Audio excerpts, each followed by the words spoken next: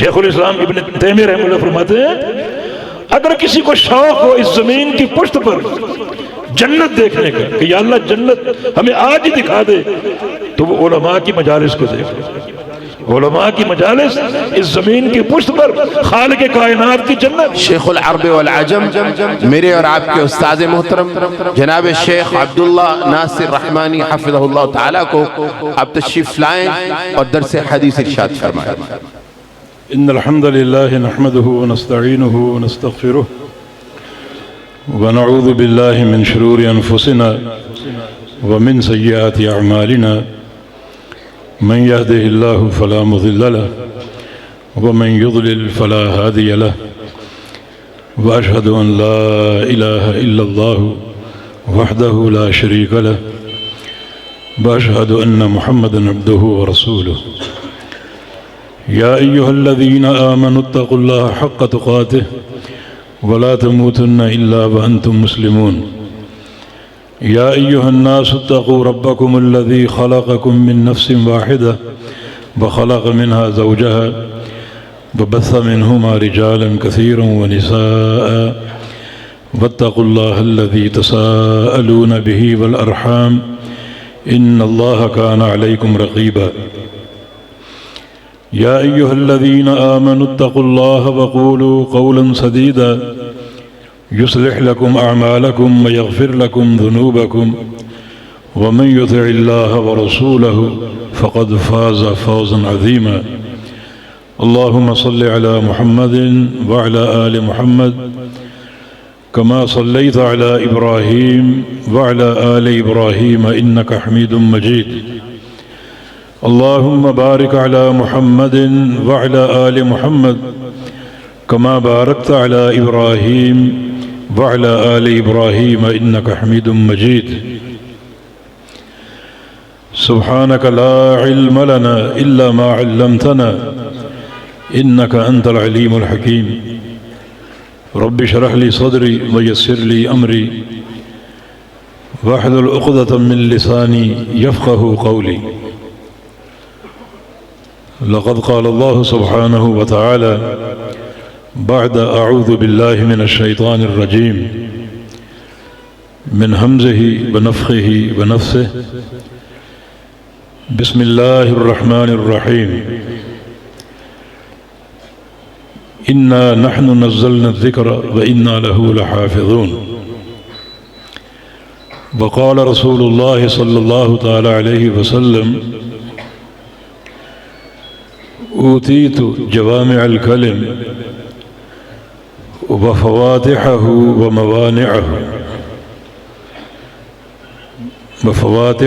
وخواتمه وقال صلى الله عليه وسلم تركت فيكم ما إن اعتصمتم به فلن تضلوا أبدا كتاب الله وسنتي وقال صلى الله تعالى عليه وسلم تركتكم على البيضاء ليلها ونهارها سواء لا يزيغ عنها إلا هالك أو كما قال صلى الله تعالى عليه وسلم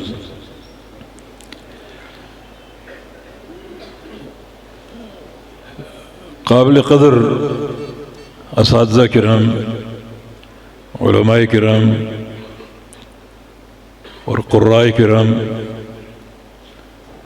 اور بالخصوص میرے انتہائی فاضل بھائی اور دوست القاری المقرئ عبدالسلام عزیزی حافظہ اللہ تعالی ورعاہ، جن کے مسلسل رابطوں نے اس پروگرام میں شرکت کی راہ ہموار کی، اور میرے لیے اس قسم کے پروگراموں میں سب سے بڑے فائدے کی بات یہ ہے کہ ایک ہی وقت میں بہت سے بھائیوں، بہت سے علماء اور طلباء کی زیارت کا شرف حاصل ہو جاتا ہے، اور یہ زیارت محض اللہ کی رضا کے لیے ہے، کوئی دنیاوی غرض نہیں ہے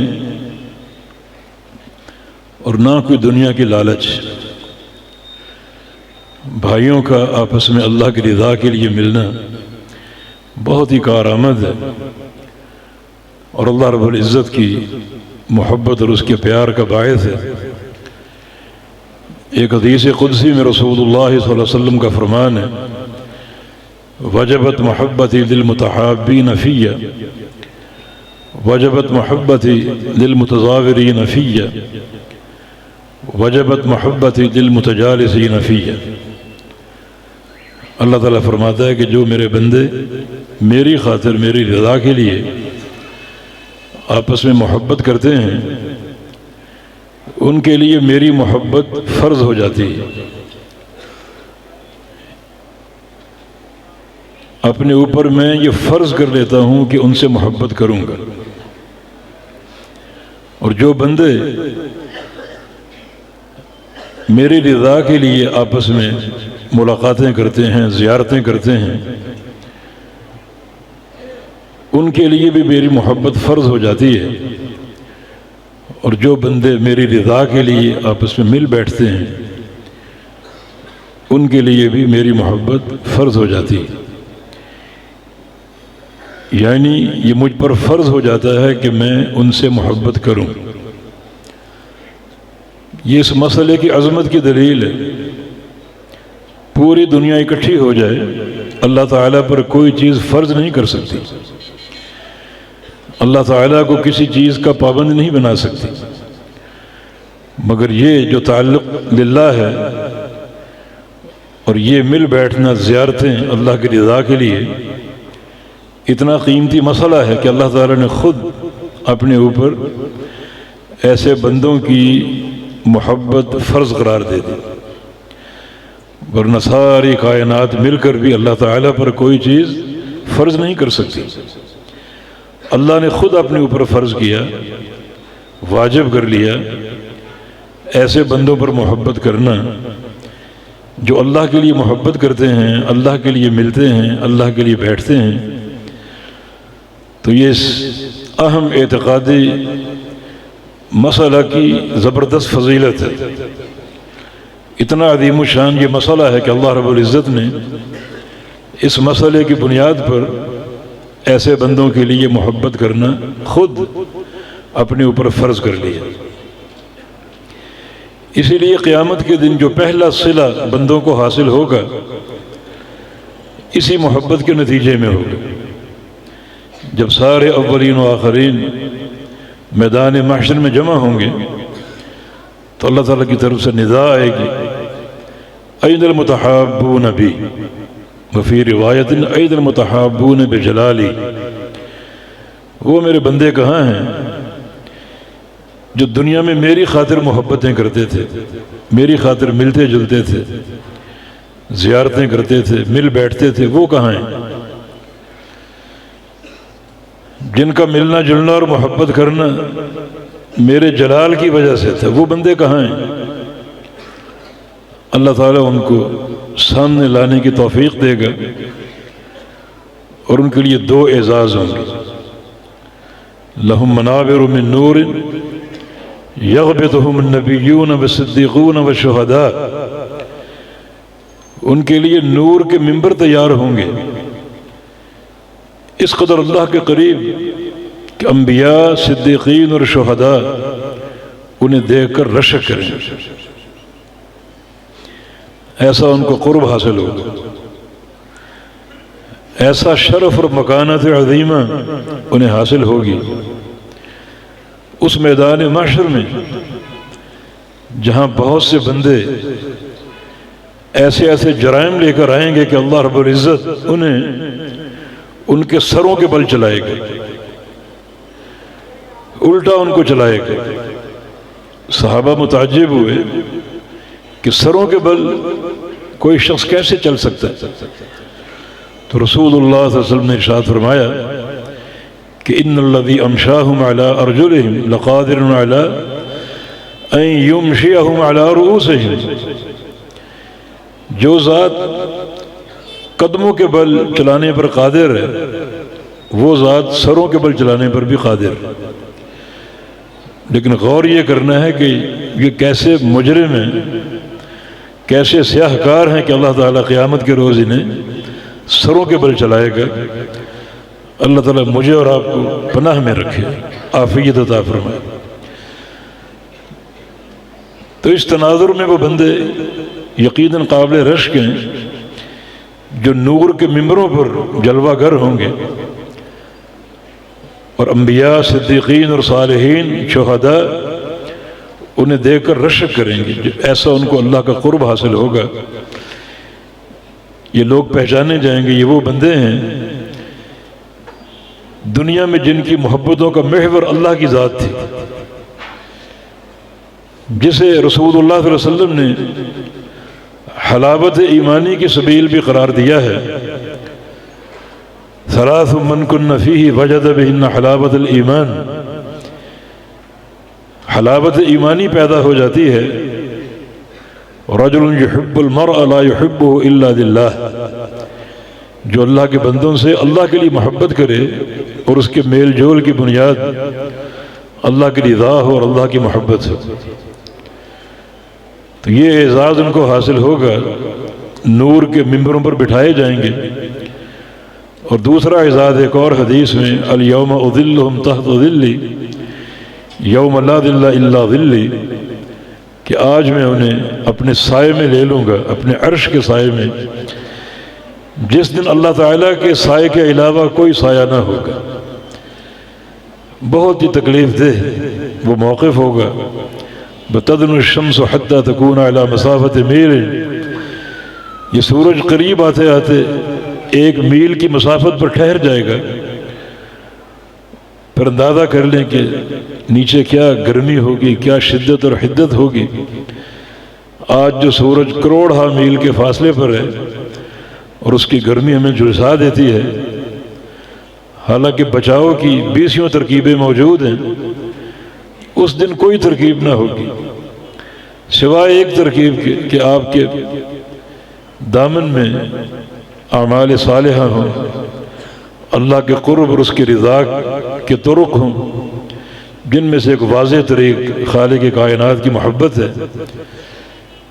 تو الیوم اظلہم تحت ظلی یوم لا ظل الا ظلی، آج میں انہیں اپنے عرش کے سائے میں لے لوں گا، جس دن میرے سائے کے علاوہ کوئی سایہ نہ ہوگا۔ اور اس سائے میں ہر کوئی جگہ حاصل نہیں کر سکے گا، جس کو اللہ تعالیٰ جگہ دے گا اور توفیق دے گا، وہی اس سائے کو حاصل کر پائے گا اور بڑا خوش نصیب ہوگا۔ ورنہ سورج کی شدت، لوگ اس شدت کی بنا پر اپنے گناہوں کے بقدر پسینے میں ڈوبے ہوں گے، نہا رہے ہوں گے، اور یہ کوئی دنیا کا پسینہ نہیں ہوگا، بلکہ وہ لوگ اس پسینے سے اس قدر پریشان ہوں گے کہ دعا کریں گے کہ یا اللہ اس پسینے سے بچا دے، خواہ جہنم میں ڈال دے۔ تو یقیناً یہ سایہ اللہ تعالیٰ کی عظیم نعمت اور ایک راحت ہے، اور جن بندوں کو نصیب ہوگا، بہت سے بندے ہیں، ان میں سے ایک بندہ یہ بھی ہے جو دنیا میں اللہ کی رضا کے لیے ملتا جلتا تھا، جس کی دوستی، یہ محبت صرف پروردگار کی خوشنودی اور اس کے تقرب کے لیے ہوتی تھی۔ تو یقیناً یہ ایک بہت بڑا مقام ہے اور بہت خوش نصیبی کا حامل ایک موقع ہے کہ اللہ تعالیٰ دل میں اپنی رضا کے لیے محبتیں ڈال دے، تو اللہ کی محبت ایسے بندوں کے لیے واجب ہو جاتی ہے۔ اللہ تعالیٰ ہمیں بھی ان خوش نصیبوں میں شامل کر لے، کیونکہ خالق کائنات کی محبت کا واجب ہونا، اس کا پہلا معنی یہ ہے، صحیح بخاری کی حدیث کے مطابق، کہ ان اللہ اذا حب عبدا نادى جبریل، جب اللہ تعالیٰ کو کسی بندے سے محبت ہو جاتی ہے تو اللہ رب العزت جبریل امین کو ندا فرماتا ہے، پکارتا ہے، انی احب فلانا فاحبہ، مجھے فلاں بندے سے محبت ہو گئی، تو بھی اس سے محبت کر۔ یا اللہ ہمارا نام اس لسٹ میں لکھ لے کہ تو فرما دے کہ مجھے عبداللہ ناصر سے محبت ہوگی تو بھی اس سے محبت کر، مجھے عبد الرحمن سے محبت ہوگی تو بھی اس سے محبت کر۔ بڑا اونچا مقام ہے یہ کہ اللہ تعالیٰ کسی بندے کا نام لے، اپنی محبت کا اظہار کرے، اس محبت کی جبریل کو خبر دے دے، اور پھر جبریل امین آسمان کے سارے فرشتوں سے مخاطب ہوتے ہیں کہ ان اللہ یحب فلانا فاحبوہ، کہ اللہ تعالیٰ کو فلاں بندے سے محبت ہو گئی، تم بھی اس سے محبت کرو۔ تو پھر سارے فرشتے اس سے محبت کرتے ہیں، اور یوں ساتوں آسمانوں میں اس بندے کا نام گونجتا ہے، اس کی تکریم کی بنیادیں راسخ ہو جاتی ہیں، اور ملائکہ مستقل اس کے لیے دعائیں کرنا شروع کر دیتے ہیں۔ تو یہ اللہ تعالیٰ کی محبت کا ثمرہ ہے۔ بات یہاں سے چلی تھی کہ اپنے بھائیوں سے اللہ کے لیے محبت کرو، پیار کرو۔ اللہ تعالیٰ جو دلوں کے احوال جانتا ہے، اگر واقعی جان لے، پہچان لے کہ اس بندے کے دل میں میرے بندوں سے محبت ہے میرے لیے، تو اللہ تعالیٰ کی محبت فرض ہو جاتی ہے، اور اس کا ثمرہ یہ کہ عرش معلیٰ پر نام گونج رہا ہے، اور ساتوں آسمانوں میں نام بلند ہو رہا ہے، اور اس کی تکریم اور عزت اور شہرت پھیل گئی، اس کا پیار مشہور ہو گیا، اور اس کا پیار پھیل گیا۔ بلکہ ثم یوضع له القبول فی الارض، پھر اللہ تعالیٰ اس کی محبت کو، اس کے قبول کو زمین پہ اتار دیتا ہے، اور زمین والوں میں بھی اس محبت کو ڈال دیتا ہے۔ ہر زمین والا اس سے محبت کرتا ہے، خواہ وہ جاندار ہوں یا جمادات ہوں۔ یہ درختوں کے پتے اور پانی کے قطرے، ریتوں کے ذرے اس سے محبت کرتے ہیں، انسان اس سے محبت کرتے ہیں، بہائم اس سے محبت کرتے ہیں۔ آپ کے دل میں اشکال ہوگا کہ بہت سے انسان تو محبت نہیں کرتے، وہ تو سازشیں کرتے ہیں، نقصان پہنچانے کے درپے ہوتے ہیں، حملہ آور ہوتے ہیں آپ پر، مساجد تک کو جلانے کی کوشش کرتے ہیں۔ تو محبت تو مشہور نہ ہوئی، نہ پھیلی۔ جواب اس کا یہ ہے کہ ایسے لوگ اللہ تعالیٰ کی فہرست میں کسی گنتی کے قابل نہیں، ان کا ہونا اور نہ ہونا برابر، ان کا وجود اور عدم وجود دونوں برابر ہیں۔ بالکل بیکار قسم کے لوگ ہیں یہ، جو ان صالحین سے محبت نہیں کرتے بلکہ الٹا عداوت نسب کرتے ہیں، تو ان کا ہونا اور نہ ہونا برابر ہے۔ نبی علیہ السلام کا دور تھا، ابو جہل آپ کے دور میں تھا، ابو لہب آپ کے دور میں تھا، محبت کہاں کرتے تھے؟ تو یہ لوگ کسی گنتی کے قابل نہیں ہیں، اور نہ ان کے وجود سے گھبرانا چاہیے۔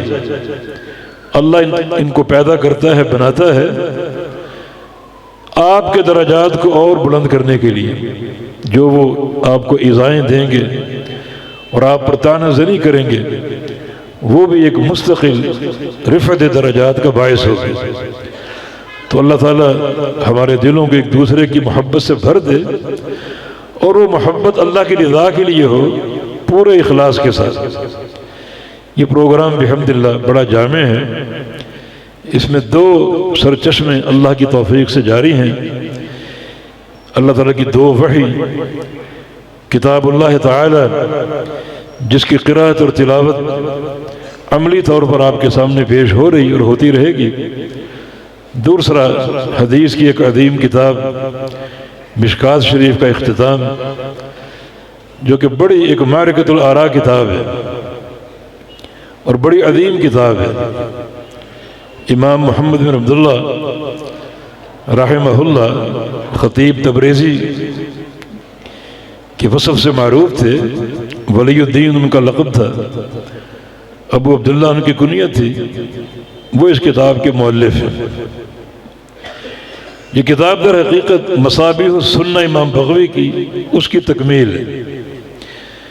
مصابیح السنہ لگ بھگ تقریباً 4000 احادیث کا مجموعہ ہے، اور خطیب تبریزی رحمہ اللہ نے اس پر کوئی 2000 کے قریب اضافہ کر کے 6000 کی تعداد میں یہ کتاب بنائی، یہ مجموعہ تیار کیا، جو تقریباً تمام مدارس میں داخل نصاب ہے، اور اس کو پڑھنے والا حدیث میں، فقہ میں، بلکہ جو ہمارے اساتذہ کا اسلوب تھا کہ اس کتاب سے ترکیبیں بھی حل کرواتے اور نحو و صرف کے بڑے بڑے عقدے کھولتے. یہ کتاب ایک اساسی طور پر حدیث کے میدان میں، فقہ کے میدان میں، مذاہب علماء کے میدان میں، مسلک راجح کی تعیین کے میدان میں، اور ساتھ ساتھ جو جانبی امور ہیں، لغت کا فہم اور ادب کا فہم اور نحو و صرف کے قواعد کا حل، یہ تمام مسائل اس ایک کتاب سے حاصل ہوتے تھے. اور طلبہ نے اس کتاب کو ختم کیا. مجھے ان طلبہ پر رشک آ رہا ہے. اس پرفتن دور میں تمام علائق سے بے نیاز ہو کر حدیث پڑھنا، اس کے لیے صبر سے بیٹھنا یقیناً ایک کارآمد مرحلہ ہے. یہ طلبہ روزانہ کی بنیاد پر، بلکہ گھنٹوں اور منٹوں کی بنیاد پر اللہ تعالیٰ کے قریب جاتے ہیں، اللہ تعالیٰ کے قریب ہوتے رہتے ہیں. منہومان لا یشبعان، منہوم فی العلم ومنہوم فی الدنیا. دو حریص ایسے ہیں جو سیراب نہیں ہوتے، کبھی سیر نہیں ہوتے، ان کا پیٹ بھرتا ہی نہیں. ایک دنیا کا حریص ہے اور ایک علم کا حریص ہے، ان کا پیٹ کبھی نہیں بھرتا. یہ دو حریص، دنیا کا حریص دنیا کمانے میں محو اور اس کا پیٹ نہیں بھرتا. لو کان لابن آدم وادیان من ذهب لابتغى الیہما الثالث.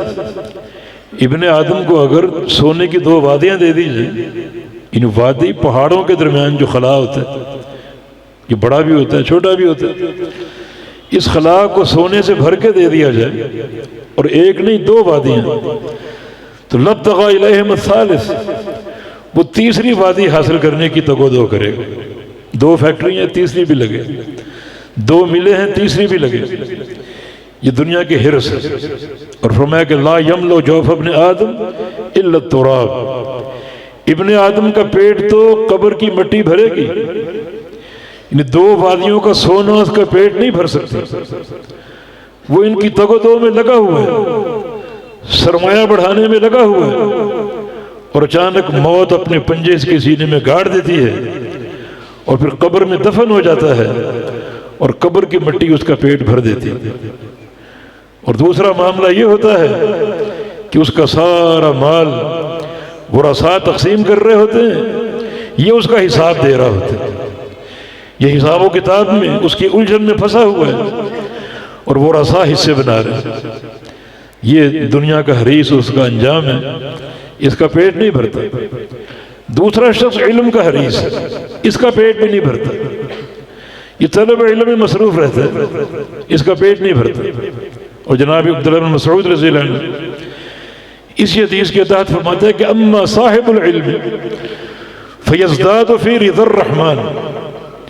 جو علم کا حریص ہے وہ رحمان کی رضا میں بڑھتا جاتا ہے، منٹوں اور گھنٹوں کے حساب سے. اب مشکات پڑھ رہے ہیں 6000 حدیثیں، ایک حدیث پڑھی، علم میں اضافہ ہوا، رحمان کا قرب مل گیا، اس کی رضا بڑھ گئی. دوسری پڑھی، رحمان کی رضا اور مل گئی. تیسری پڑھی، رحمان کی رضا اور بڑھ گئی. تو دیکھیں جو 6000 احادیث پڑھے صبر کے ساتھ، استقامت کے ساتھ، تو کس قدر اللہ کا قرب حاصل ہوگا اور کس قدر خالق کائنات کی رضا حاصل ہوگی. طالب علم ہونا شرف کی بات ہے، کوئی دنیا کا شرف اس کا مقابلہ نہیں کر سکتا. صفوان بن عسال رضی اللہ عنہ نبی علیہ السلام کے صحابی، نبی علیہ السلام کی خدمت میں آئے. مانتے کہ میں مسجد نبی میں حاضر ہوا اور آپ کو دیکھا کہ آپ ٹیک لگائے بیٹھے ہیں، اور وہ ٹیک تکیے پر نہیں تھی، ایک سرخ چادر پر تھی. یہ بھی حدیث کے لطائف ہیں، ان کو پڑھ کے مزہ آتا ہے کہ راوی حدیث نے اصل حدیث کو کس قدر یاد رکھا ہوگا، جبکہ اسے یہ باتیں بھی یاد ہیں. یہ اس کو یاد تھا کہ اللہ کے نبی مسجد میں تھے، یہ بھی یاد تھا کہ آپ تشریف فرما تھے، یہ بھی یاد تھا کہ آپ نے ٹیک لگا رکھی تھی، یہ بھی یاد تھا کہ وہ ٹیک ایک چادر پر تھی، اور یہ بھی یاد تھا کہ چادر کا رنگ سرخ. یہ 5 باتیں جب اس کو یاد ہیں تو اصل حدیث کس قدر یاد ہے؟ یہ تو محدثین کی قوت حفظ اور ان کی دیانت اور امانت کا ثبوت ہے۔ لوگ خام کو کیچڑ اچھالتے ہیں، تانہ زنی کرتے ہیں، ذرا ان ساری تفاصیل کو تو دیکھو۔ نبی علیہ السلام کے سامنے دوزانو ہو کر بیٹھ گئے اور کہا کہ جئتک اطلب العلم، یا رسول اللہ صلی اللہ علیہ وسلم میں آپ کے پاس طلب علم کے لیے آیا ہوں، طلب علم کے لیے۔ آپ نے کیا فرمایا؟ مرحبا بطالب العلم، خوش آمدید طالب علم کے لیے۔ تھوڑا سا طلبہ سے تکرار ہو جائے، یہ طالب مضاف ہے اور علم مضاف ہے، معرفے کی طرف مضاف ہے اور واحد کا صیغہ ہے۔ یہ اضافت عموم کا فائدہ دیتی ہے۔ آپ کا مرحبا کہنا اس میں عموم ہے۔ یہ مرحبا صرف صفوان سے نہیں کہا آپ نے، ہر طالب علم کو کہا۔ جو بھی طالب علم میں مخلص ہے وہ خوش ہو جائے اللہ کے پیارے پیغمبر کے مرحبا پر۔ جو بھی گھر سے نکلتا ہے طالب علم کے لیے وہ خوش ہو جائے کہ اس کا پہلا اعداد یہ ہے کہ میں جو گھر سے نکلا ہوں کسی درسگاہ کا قصد ہے، کسی عالم کا قصد ہے تو میں طالب علم ہوں، اور اللہ کے پیارے پیغمبر نے ہر طالب علم کو مرحبا کہا۔ یہ آپ کا پہلا اعزاز ہے جو آپ کو حاصل ہو رہا ہے۔ آپ دیکھیں طالب علم کس طلب علم کے لیے آیا، نبی علیہ السلام نے پہلے اس کا مقام بیان کیا، اس کو مرحبا کہا اور کہا جو طالب علم ہوتا ہے نا تظلہ الملائکہ، اس پر ملائکہ اپنے پروں کا سایہ کرتے ہیں۔ کتنے ملائکہ؟ 2 یا 4 یا 10؟ پھر کہ یرکب بعضها بعضا حتی یبلغ السماء، اس طرح کہ ایک فرشتہ دوسرے پر، دوسرا تیسرے پر، تیسرا چوتھے پر، اور سواری کرتے کرتے وہ فرشتے آسمان تک پہنچ جاتے۔ ایک طالب علم کے لیے زمین سے لے کر آسمان تک فرشتے اپنے پر پھیلائے بیٹھے ہیں۔ ایک اشتیاق اور محبت کا عالم ہے، اور یہ ایک طالب علم کا مقام ہے۔ وہ اکیلا اور تنہا نہیں ہوتا، وہ اکیلا اور تنہا نہیں ہوتا۔ یہ جو فن ہے، یہ حدیث، طلب حدیث اور طلب علم، اس کی شان بڑی نرالی ہے۔ کوئی دنیا کی شان اس کا مقابلہ نہیں کر سکتا۔ وہ تاجروں کی تجارت ہو، اہل خیر کی سخاوت ہو۔ میں کہتا ہوں کہ ایک اہل خیر صبح بیٹھے اور شام تک اشرفیاں بانٹے، اور ایک طالب علم ایک مقام پر کھڑا ہو کر قال رسول اللہ کہہ دے، اس کی یہ ایک ہی حدیث دن بھر کی سخاوت پر بھاری۔ یہ طالب علم کا مقام۔ شیخ الاسلام ابن تیمیہ رحمہ اللہ فرماتے ہیں اگر کسی کو شوق ہو اس زمین کی پشت پر جنت دیکھنے کا کہ یا اللہ جنت ہمیں آج ہی دکھا دے، تو وہ علماء کی مجالس کو دیکھ لے۔ علماء کی مجالس اس زمین کی پشت پر خالق کائنات کی جنت ہے، علماء کی مجالس۔ اور یہ بات انہوں نے اپنی طرف سے نہیں کی، یہ بات ایک حدیث سے کشید کی۔ اذا مررتم بریاض الجنہ فرتعوا، جب تم جنت کے باغیچوں کے پاس سے گزرو تو کچھ کھا پی کے گزرا کرو۔ صحابہ نے پوچھا کہ وہ جنت کے باغیچے کیا ہیں؟ فرمایا کہ حلق الذکر، وہ جماعتیں، وہ حلقے جو ذکر میں مصروف ہیں، اور ذکر کی سب سے بڑی بنیاد جو ہے وہ کتاب و سنت کی تعلیم۔ یہ ذکر کے اجتماعی حلقے یہ تو بدعت ہے۔ یہ سہروردی نقشبندی کے طرق ہیں، جن طرق پر حلقے بنتے ہیں، اجتماعی ذکر ہوتا ہے، یہ ثابت نہیں ہے۔ اصل جو حلق ذکر ہیں وہ کتاب و سنت کی تعلیم ہے، یا پھر ذکر کا وہ حلقہ مراد ہے۔ اذان ہو گئی، آپ مسجد میں پہنچ گئے، سنتیں پڑھ کے بیٹھ گئے، آپ بھی، آپ کے بھائی بھی، 50-100 افراد کی جماعت بیٹھی ہے، جماعت کے انتظار میں اللہ کا ذکر ہو رہا ہے، یہ حلقہ ذکر ہے، اپنا اپنا ذکر سب کر رہے ہیں۔ اجتماعی ذکر قطعاً ثابت ہے۔ بھائی حلق الذکر جو ہیں یہ جنت کے باغیچے ہیں، جب گزرو تو کھا پی کر گزرو، بیٹھ جاؤ، علم حاصل کرو، تفقہ لو اور اس پر اللہ تعالیٰ کا شکر ادا کرو۔ یہ علماء کی مجالس جس کی زینت یہ طلبۃ العلم ہے، طلبۃ العلم۔ اب دیکھیں ایک طالب علم کے لیے زمین سے آسمان تک فرشتے، کوئی فرشتے کم نہیں ہیں، فرشتے بڑی تعداد میں، ہماری توقعات سے بڑھ کر جن کی تعداد شمار کرنے میں دنیا کے سارے کمپیوٹر فیل ہوئے، بڑی تعداد اور اس قسم کی ڈیوٹیاں تقسیم ہیں ان کی۔ کچھ ملائکہ کی ڈیوٹی جو اربوں کھربوں کی تعداد میں ہو سکتے ہیں وہ طلبہ کے ساتھ کہ میرا طالب علم بندہ اکیلا نہ رہے، اس پر سایہ ہونا چاہیے، تمہاری رفاقت ان کو حاصل ہونی چاہیے، اور یہ بڑی عظیم الشان رفاقت ہے، فرشتوں کی دوستی، فرشتوں کی رفاقت بڑی عظیم الشان رفاقت ہے۔ ان للہ ان للمساجد اوتادا، کچھ لوگ مساجد کے قلعے ہوتے ہیں، مسجد میں بیٹھتے ہیں، ایک ہی مقام پر نظر آتے ہیں، فرشتے اس کو بار بار دیکھتے ہیں، اور جب دیکھتے ہیں کہ ایک ہی مقام پر بیٹھتا ہے، اللہ کا ذکر کرتا ہے، تو فرشتے اس سے دوستی کر لیتے ہیں۔ اب وہ پہنچا نہیں ہے، اس کے پہنچنے سے پہلے ملائکہ اس کے دوست اس کے انتظار میں بیٹھے، کبھی نہ آئے تو فرشتے پریشان ہوتے ہیں، پتہ چلا بیمار ہے تو عادو اس کی عیادت کرنے پہنچ جاتے ہیں، پتہ چلا شہر سے کہیں اور گیا ہوا کسی حاجت کے لیے، اعانو اس حاجت کی تکمیل کے لیے اس کی مدد کرتے ہیں۔ یہ ملائکہ کی رفاقت ہے، دعاؤں کی صورت میں، اس تعاون اور مدد کی صورت میں، اور یہ طالب علم کی شان ہے، ایک طالب علم کی خاطر اتنے فرشتے اس کے استقبال کے لیے، رفاقت کے لیے موجود ہیں۔ یہ محدث کی شان ہے، محدث کی مجالس کی شان ہے۔ محمد بن سلام البیکندی رحمہ اللہ امام بخاری کے شیخ تھے، امام بخاری کے شیخ تھے۔ ایک بار گھر میں تشریف فرما تھے، ان کی مجالس کا ترہ امتیاز یہ ہے کہ ہزاروں شاگرد ایک وقت میں ہوتے، یعنی 20 مستملی کھڑے ہیں ان کی آواز کو آگے پہنچانے کے۔ مستملی یعنی علوم الحدیث کی اصطلاح میں وہ شخص ہوتا ہے جو شیخ کی آواز کو سن کر آگے پہنچے، جیسے نماز میں مکبر ہوتے ہیں، اگر لوگ زیادہ ہوں تو ایک مکبر کھڑا ہے امام کی آواز پیچھے پہنچانے کے لیے، اور اگر لوگ پھر بھی زیادہ ہوں، 2 مکبر 3 مکبر، ان کی مجلس میں 20 مکبر ہوتے تھے۔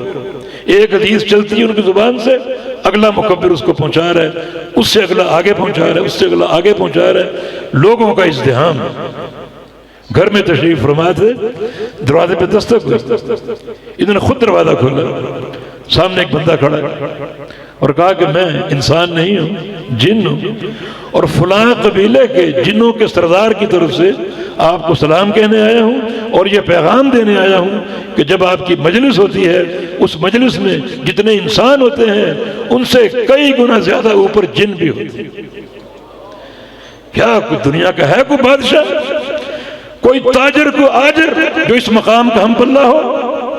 ملائکہ کا ازدحام، جنوں کا ازدحام، لوگوں کا ازدحام، اور ایک بادشاہ درس حدیث دے رہے۔ تبھی تو رسول اللہ صلی اللہ علیہ وسلم نے فرمایا ہے کہ ایک عالم کا مقام یہ ہے کہ عالم سارے عابدوں کے بیچ میں یوں بیٹھا ہوتا ہے جیسے ستاروں کے جھرمٹ میں 14ویں کا چاند ہوتا ہے، حالانکہ وہ عابد ہیں، عابد ہیں۔ کبھی دیکھیں 14ویں کے چاند کو، ستارے بھی چمک رہے ہوں اور 14ویں کا چاند بھی ہو، کیا فرق ہے؟ یہ ایک عالم اور عابد کا فرق ہے کہ عالم جب 14ویں کا چاند ہے اور وہ بھی اپنے ذکر اور عبادت کی بنا پر پر نور ہیں، ان کا نور ستارے کی مانند ہے اور یہ نور چاند 14ویں کے چاند کی مانند۔ ہاں اس میں ایک تلمیح ہے، نبی علیہ السلام کی طرف سے ایک اشارہ ہے۔ علماء کو 14ویں کا چاند کیوں کہا؟ تاکہ عالم حق اور عالم سو میں فرق ہو جائے۔ عالم 14ویں کا چاند کیوں ہے اور کون ہے؟ ہر ایک نہیں۔ یہ بات سائنسی اعتبار سے معروف ہے کہ چاند کا نور اپنا نہیں، بلکہ چاند اپنا نور سورج سے لیتے۔ اسی لیے جب چاند اور سورج کے درمیان گردش کرتے ہوئے زمین حائل ہو جائے تو چاند گرن لگ جاتا ہے، وہ نور بند ہو گیا، بیچ میں رکاوٹ زمین کی آ گئی، چاند گرن ہو گیا۔ تو چاند کا نور سورج سے مستفاد ہے، اس کا اپنا نور نہیں۔ اور اللہ نے سراج منیر کسے کہا ہے؟ محمد الرسول اللہ صلی اللہ علیہ وسلم۔ عالم حق وہ ہے جس کا علم سراج منیر سے مستفاد ہو، محمد الرسول اللہ صلی اللہ علیہ وسلم۔ اور جو اپنی رائے کی بات کرتا ہے، اپنی رائے کی، اپنے تخرصات کی، اہوائے نفس کی، اور سمجھتا ہے کہ میرا علم، وہ عالم نہیں ہے، وہ عالم حق نہیں۔ اس مثال میں نبی علیہ السلام نے بڑا علم دے دیا۔ کبھی موقع ملے اس پر الگ بات ہو سکتی کہ اس تشریح میں کیا کیا فوائد ہیں اور ایک عالم کا کیا مقام ہے۔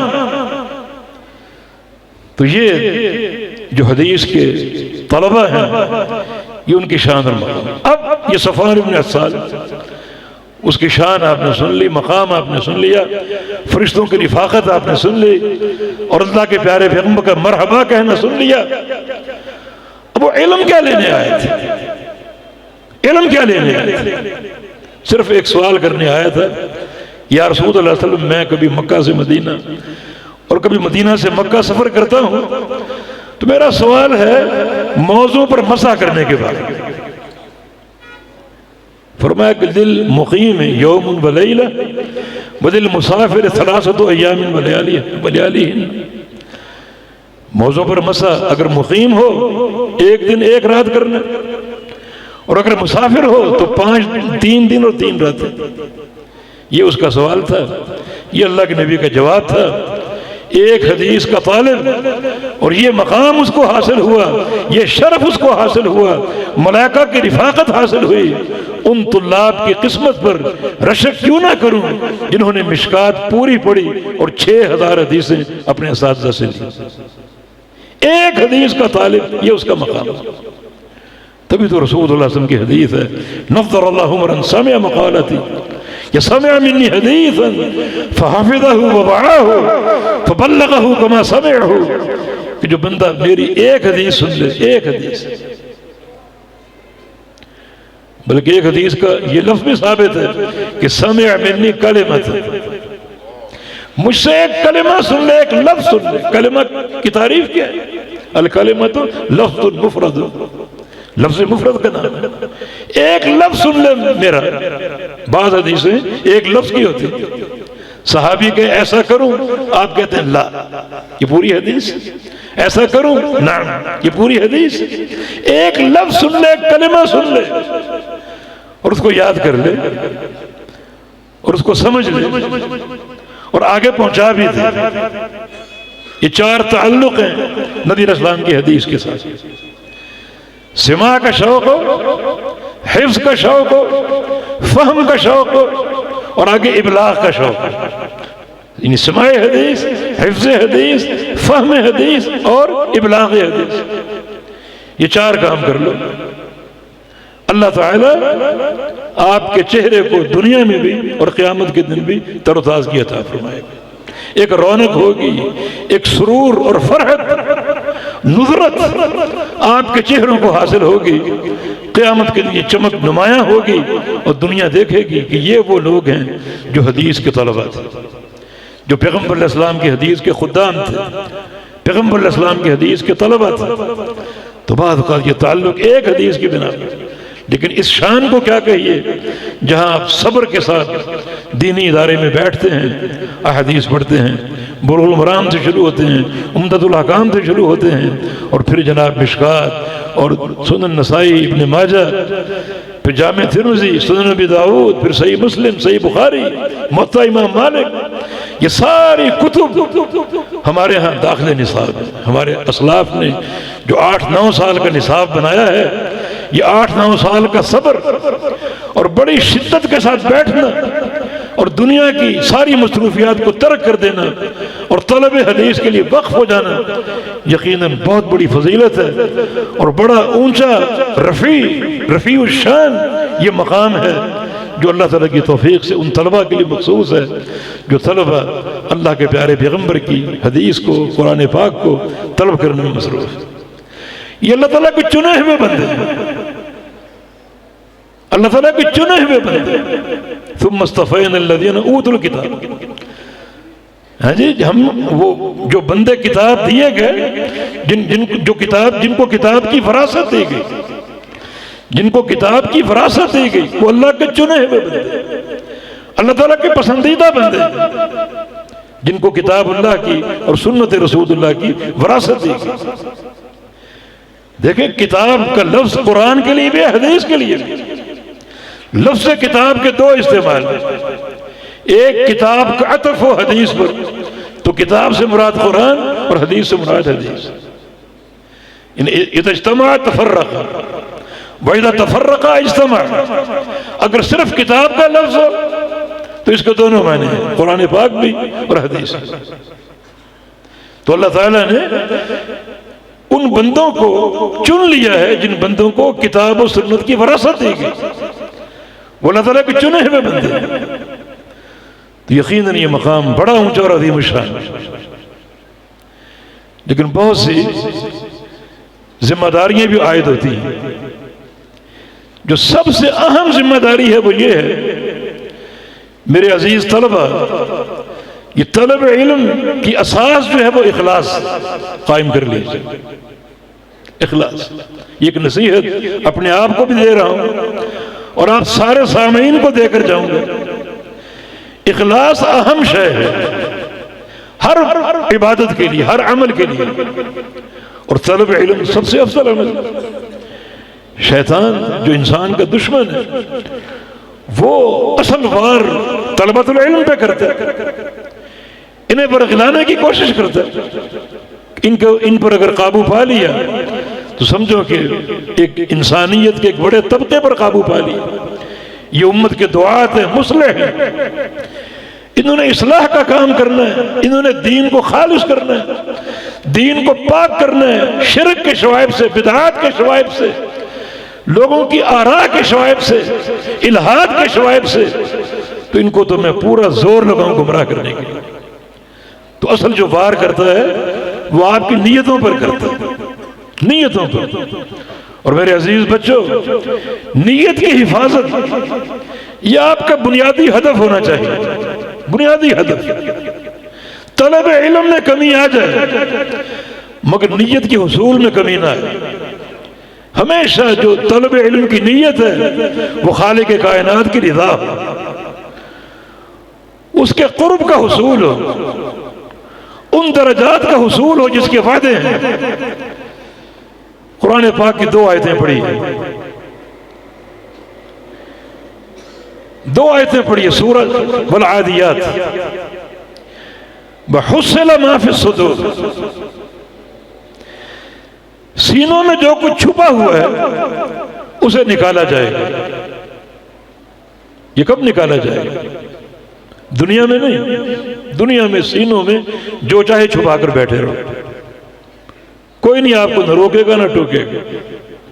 کل نکالا جائے گا جب قیامت قائم ہے۔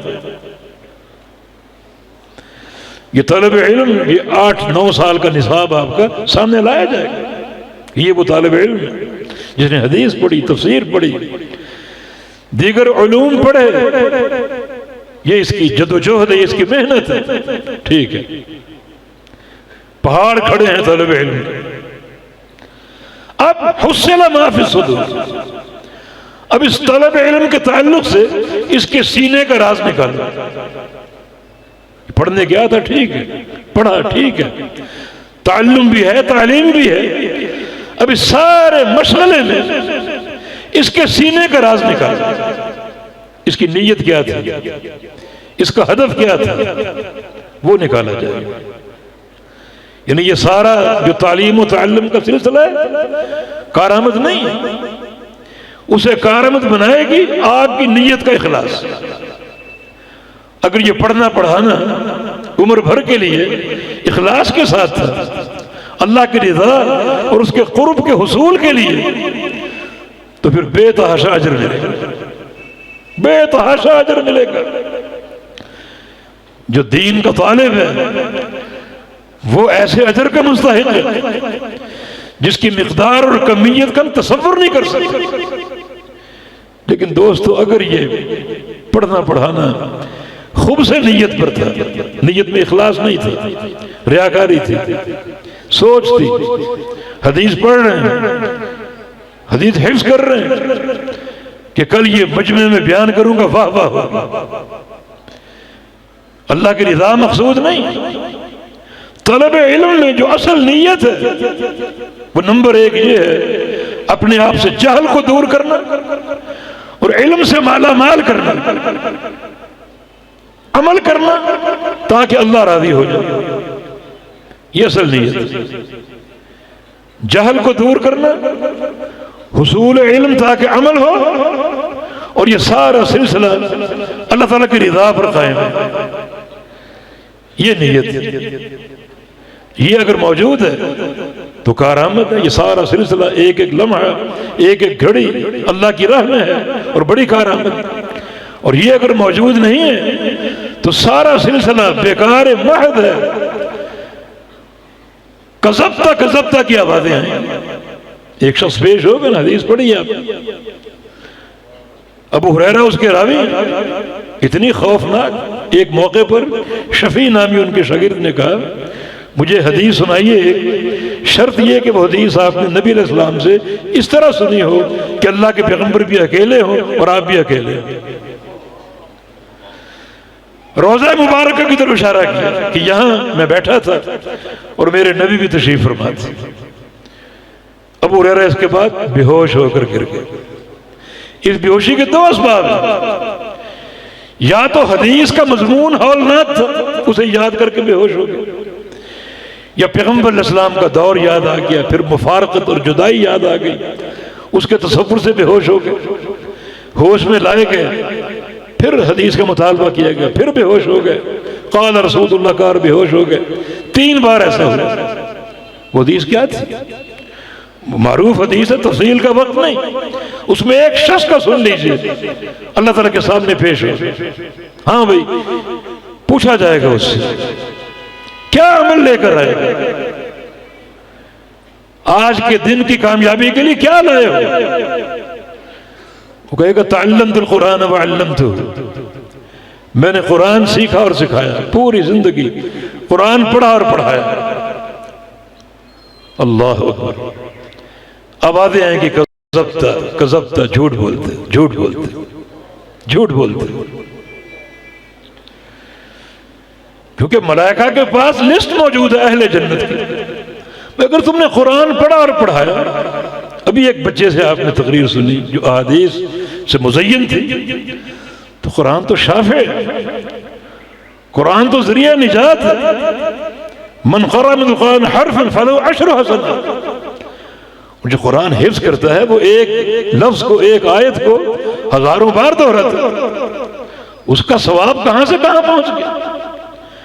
قرآن تو ایک ایسی کتاب ہے جس کا ساتھ کبھی چھوٹے اور ٹوٹے گا نہیں۔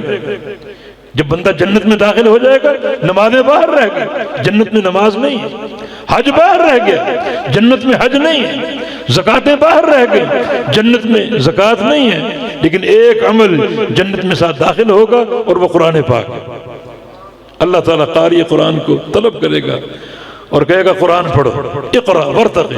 یہ نہیں کہا کہ نماز پڑھو، حج کرو، زکات دو، روزے رکھو، نہیں، کھاؤ پیو عیش کرو، لیکن قرآن پڑھو، اقرا ورتقی ورتل کما کنت ترتل فی الدنیا۔ قرآن پڑھو، اوپر چڑھتے جاؤ اور ترتیل کے ساتھ پڑھو۔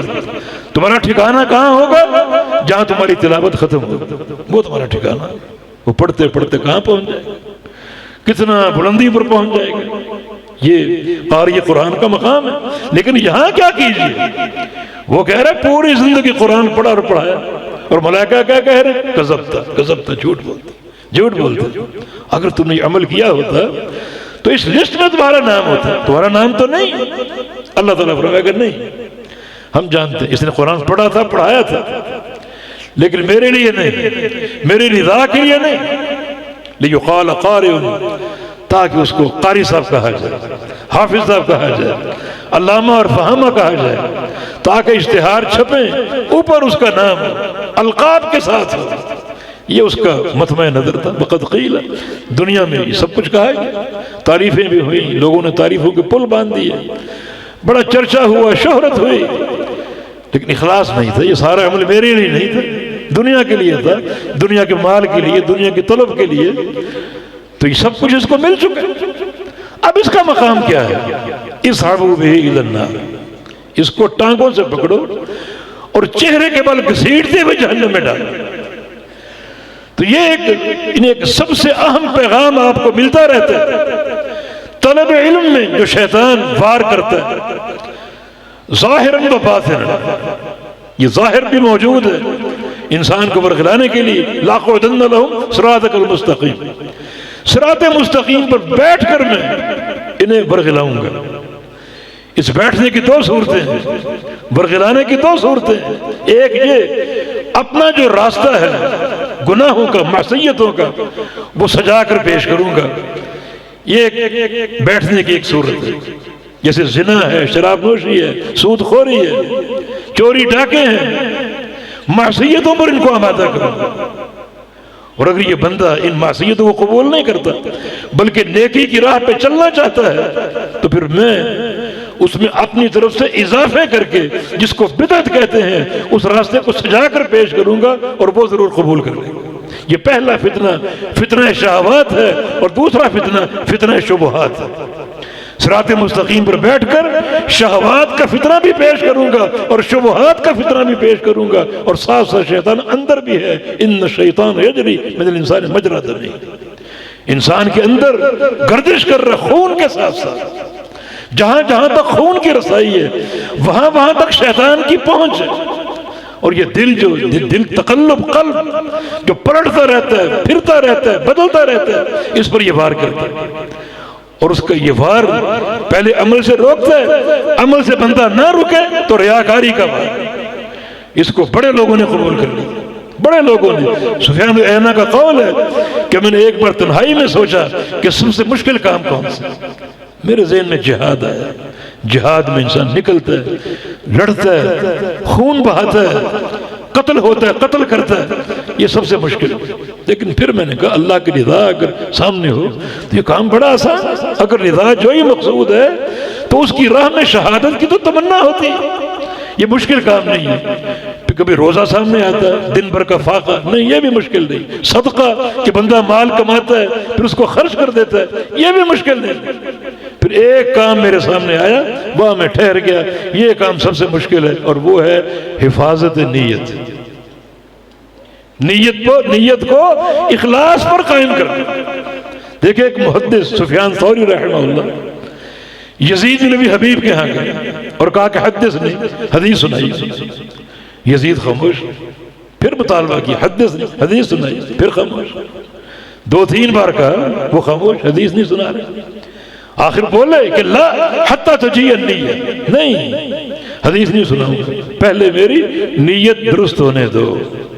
تم میرے گھر آئے، شیطان نے وار کر دیا کہ یزید بن حبیب تم کتنے بڑے محدث ہو کہ سفیان ثوری جیسا امت کا امام آپ کے گھر طلب حدیث کے لیے آئے.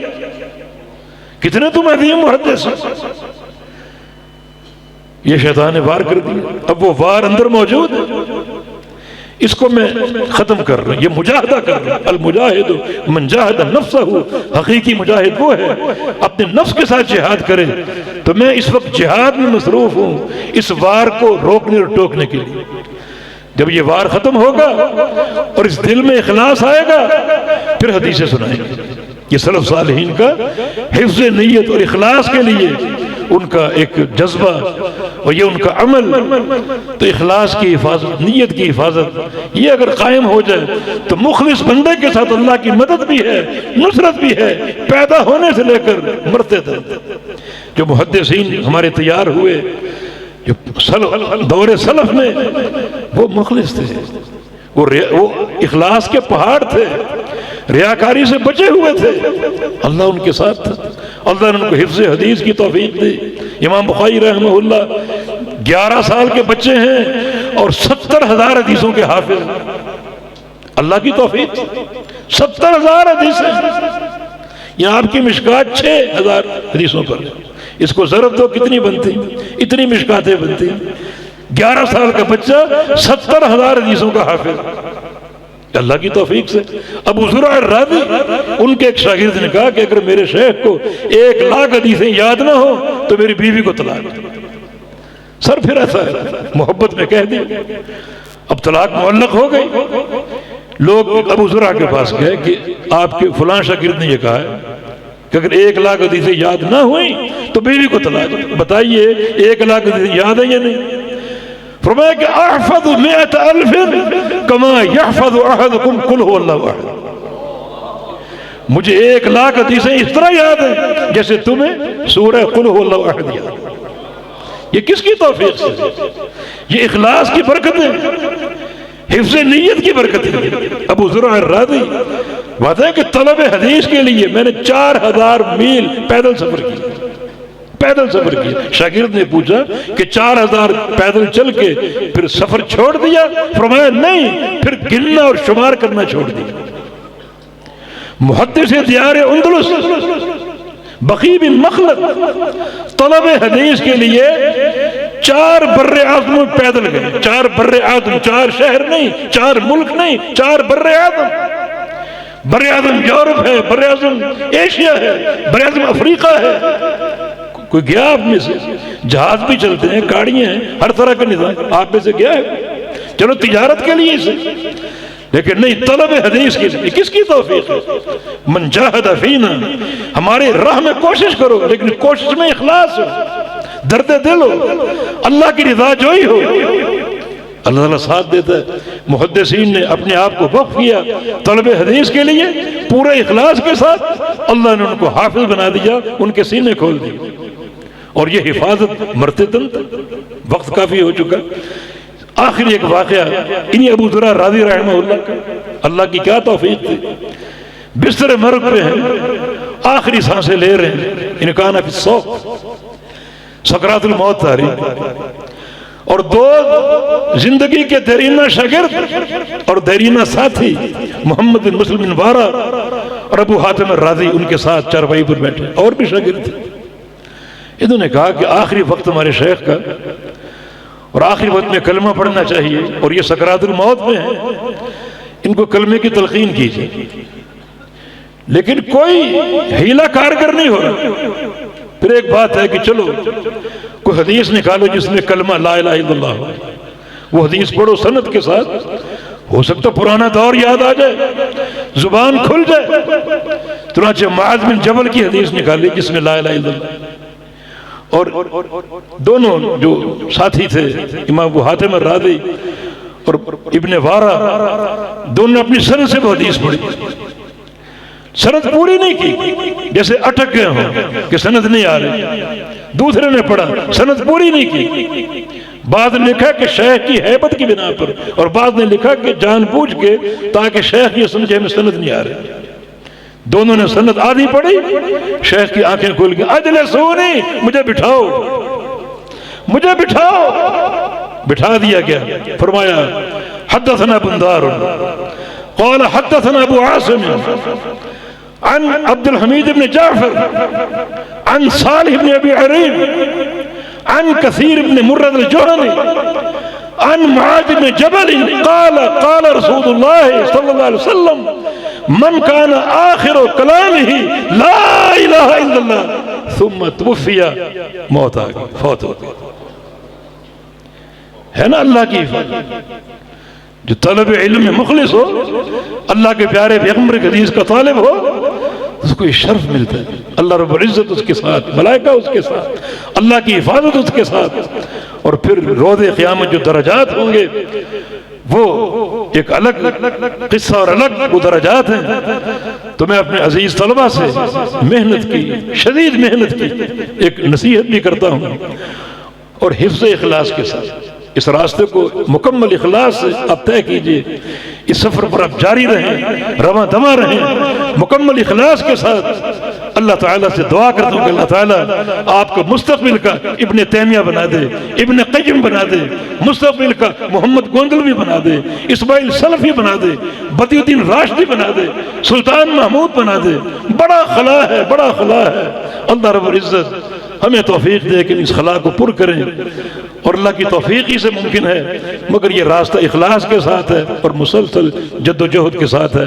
میں دعا گو ہوں اپنے محترم عزیز بھائی قاری عبدالسلام عزیزی حفظہ اللہ کے لیے، ان کی استقامت کے لیے، اور جو ان کی جہود ہے اس ادارے کے لیے کہ دونوں شعبے ساتھ ساتھ چل رہے ہیں، حفظ کا، قرات کا اور حدیث درس نظامی کا۔ اللہ پاک ان کوششوں میں برکتیں عطا فرمائے۔